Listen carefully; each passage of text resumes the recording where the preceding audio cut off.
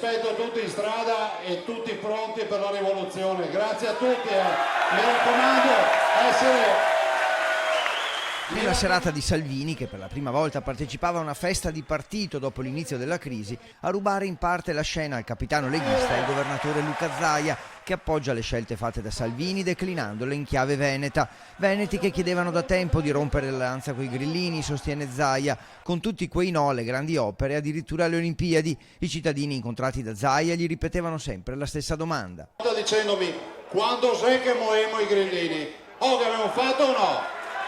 Rivoluzione, parole forti, un richiamo a scendere in piazza che pochi minuti dopo essere state pronunciate scatenano le reazioni indignate del Partito Democratico. Che anche Zaia però alzi i toni è un fatto significativo. Inoltre c'è un obiettivo preciso: riportare l'attenzione sul nord, sul nord-est in particolare, che il governatore e la Lega vogliono al centro delle scelte politiche presenti e future. Nessuno può pensare, dicono, di decidere le sorti dell'Italia senza mettere il Veneto in primo piano. Noi abbiamo